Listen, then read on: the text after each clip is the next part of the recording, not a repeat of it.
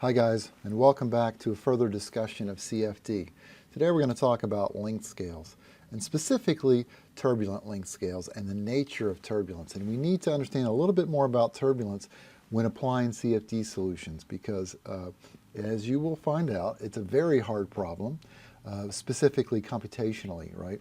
And so we need to understand about what is the scope and the nature of turbulence so we can better model it. And then we're going to talk about, eventually, modeling techniques. But this lecture, we're going to focus on the nature of turbulence and the length scales associated with turbulence, this idea called the energy cascade, and then we're going to show that the energy cascade is self-similar. It's also known as the minus 5/3 power law. So let's start here. The Reynolds decomposition.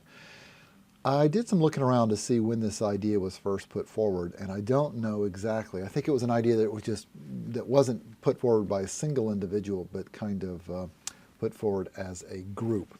And the idea goes like this, that we can decompose turbulent flow into two components, a mean component and a fluctuating component.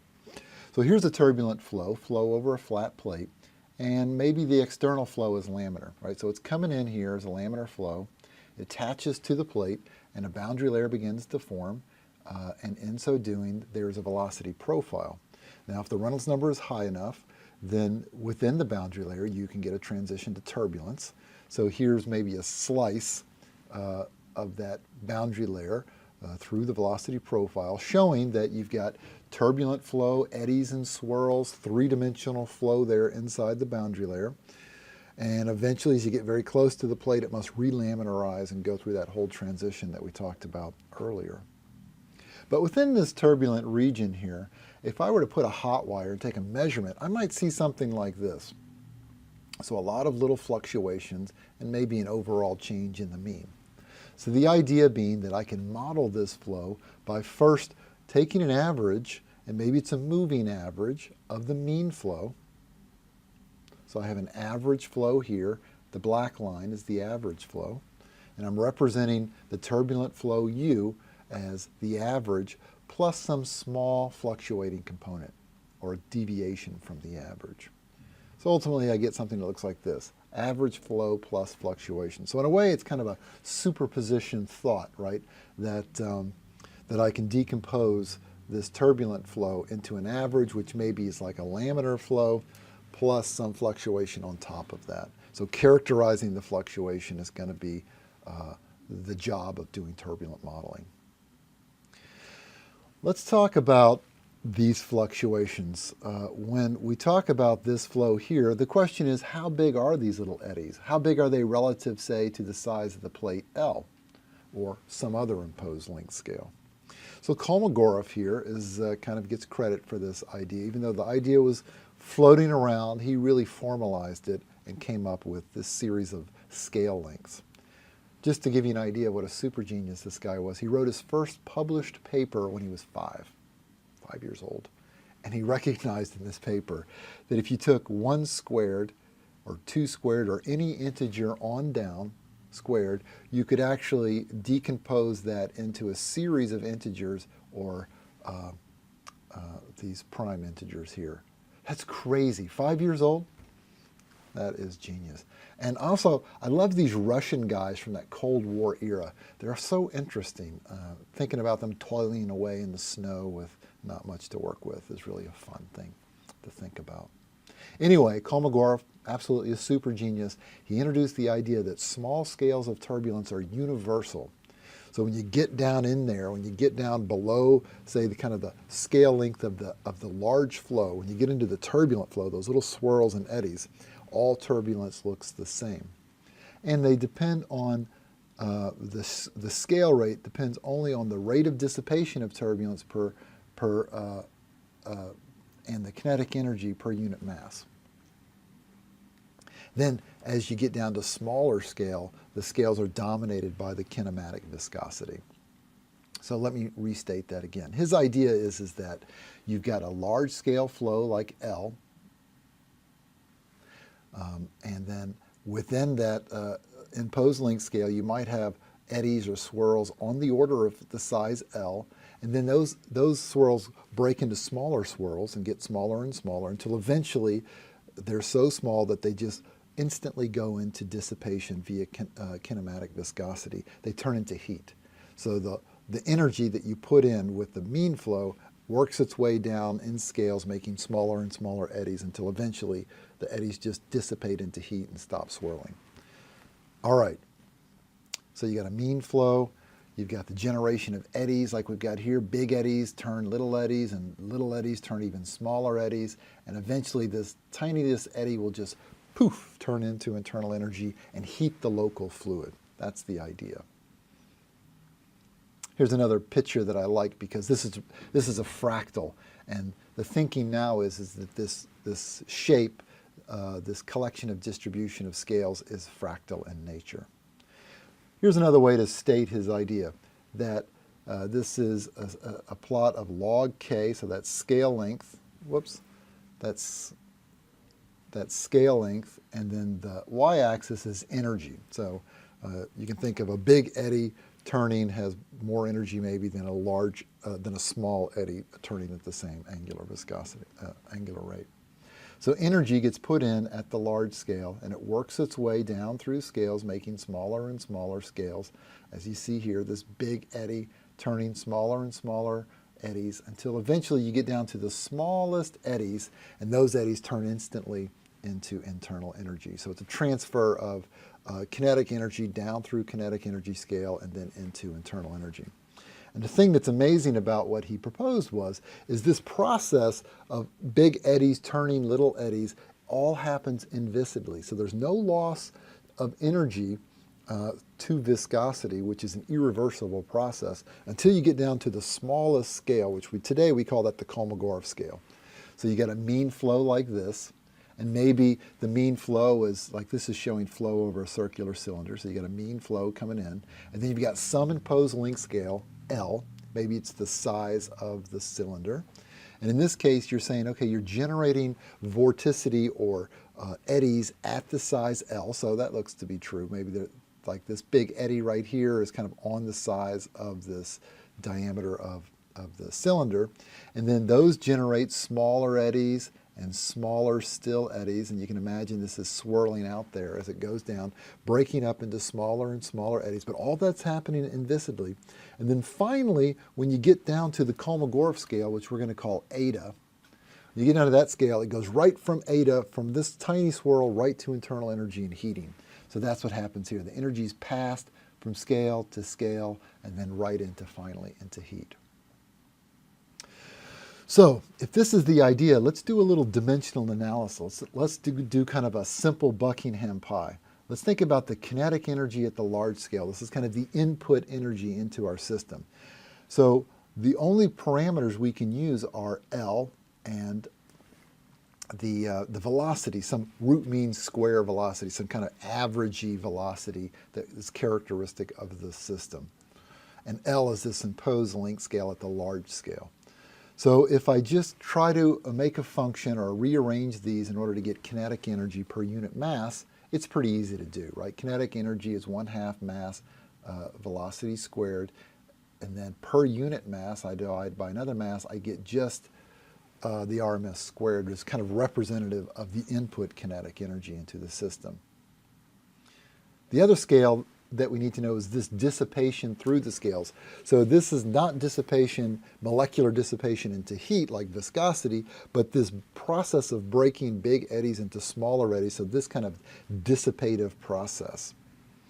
And again, I can't use viscosity here as a parameter because I'm reserving that for after they're broken down and you get to the smallest scale, then viscosity takes over and dissipates the energy.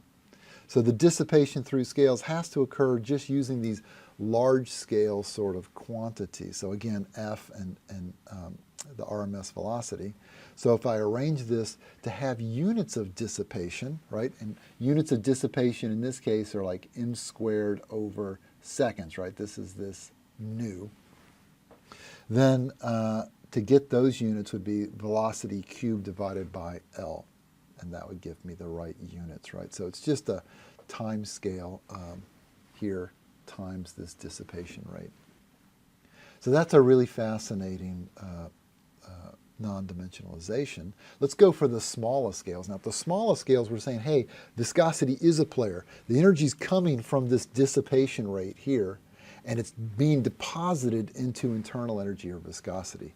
So can I come up with a scale length eta using just those two parameters? And of course, I can. That's called the Kolmogorov length scale. So if you just do a dimensional analysis, you'll get the viscosity nu cubed divided by the dissipation rate raised to the 1/4 power.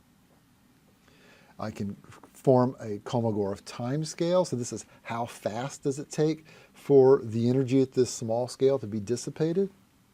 And then finally, I could come up with a velocity scale, kind of what's the velocity at this small scale. So the fascinating thing about this is that these scales are larger than the continuum scale, larger by quite a bit, actually.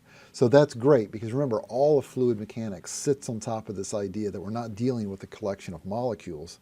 Well, I shouldn't say all of fluid mechanics. All of continuum fluid mechanics sits on this idea that we're not dealing with a collection of molecules, but in fact we're dealing with some sort of continuous medium, which doesn't really exist, right? Air is composed of small molecules, but this Kolmogorov scale is much, much, much larger than the scale of the molecule itself. So it is in the continuum, thank goodness, because imagine if this turbulence took us below the continuum such that it affected what was happening at the molecular scale. Oh, what a hard problem this would be. All right, so here's the real proof in Kolmogorov's idea. His idea is that this process of big eddies to smaller still, all of this turning of gears is happening invisibly or reversibly, so there's no friction in the gears, so to speak. And then only when you get down to the smallest scales does the energy get absorbed into internal energy via viscous interactions. So what we find is, by taking data, is that it is true that all of this is our cascade right here. This is this inviscid process, and all data falls onto a single curve all the way down to the smallest eddies. So these are eddy sizes here and basically energy on the y-axis. And look at the data. This is taken in things like tidal channels. So you can go look at data as ocean waves as these waves move into these large fjords, or meteorological data where you have towers with hot wire anemometers on them. And the reason we look at these super large fluid flows is because we can really get in there with the scales. You know, if you did this in a wind tunnel, the Kolmogorov scale might be so tiny that it's smaller than the hot wire, so you can't make a measurement of the Kolmogorov scale. But if we look at really large turbulent flows, like meteorological scale turbulent flows, we have a chance of actually making measurements all the way down to the Kolmogorov scale. So these are a collection of flows. Some of them are homogeneous shear flow or wake behind a circular cylinder, so they might be large experiments. Grid turbulence, that was really pioneered by G.I. Taylor. But yeah, any flow you can think of. The fascinating thing is that eventually this distribution of scales within the turbulence, this kind of medium scale here is self-similar. It is irrespective of what's happening at the large scale. Think about what that means. All turbulence is self-similar. So that means if I have a flow, like flow over a flat plate, and I zoom in and I look at just a little section of that flow, I can't really tell if those swirls and that formulation and that passing of energy through the dissipation range, is that coming from flow over a flat plate or flow behind a circular cylinder or airflow in the atmosphere. At some scale, over some huge scale length, all flows become self-similar. All turbulent flows become self-similar. So this is a way to grab a hold of turbulence here. And this basic roll-off of energy is the -5/3 law, that they all kind of fall on to some curve, a -5/3 curve. Now this is plotted log here, but that's the general idea. That is crazy awesome, right? Thank you, Kolmogorov. So I think that this collection of scales is built into our psyche, the way we look at flows. Like when we see Godzilla moving through water, or we see a movie and we're like, oh man, that looks fake. It's because it's not following this length scale that we're kind of used to seeing. We expect to see a distribution of length scales, and from that we expect, or that's what we recognize as turbulent flows. So when we see a flow like here's water emitting into a pool and it's creating this kind of turbulent flow, and we look in there and we begin to see scales, right? Here's a drawing by Da Vinci kind of illustrating what I'm talking about. Da Vinci was no fool, right? Here's the water coming in, and this is a tidal pool. This isn't just chaos. He's drawing scales, very obvious scales. Distribution of scales is what he's drawing, right? So there's a scale length associated to this flow coming in. Maybe it's this lambda knot. But in general, there's a large scale. So how big is this scale relative to that scale, right?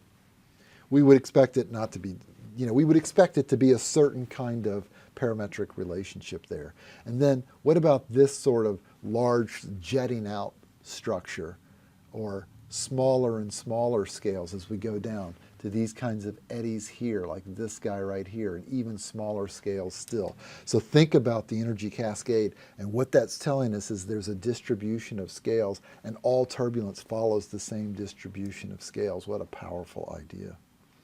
Remember Louis Richardson here, this guy from the Richardson number? He had this little poem that he wrote. Big whirls have little whirls that feed on their velocity, and little whirls have lesser whirls, and so on to viscosity. That's the whole thing right there. Big swirls, energy from the big whirls have little whirls that feed on their velocity, right? They're driven by these inertial processes, these inviscid inertial processes. And then little whirls have even smaller whirls, and so on as you go down the scale all the way till you get to the final resting home, which is viscous dissipation.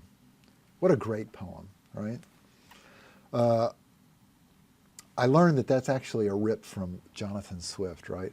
So naturalists observe, a flea hath smaller fleas that on him prey, and these have smaller fleas to bite them and protect them, and so proceeds ad infinitum. That almost rhymed. But yeah, basically, it's the Horace has a who sort of idea that there's this distribution of scales right on down. Pretty cool. Anyway, thank you, Da Vinci and Komagora, for this super neat idea about the distribution of scales and turbulence. See you next time.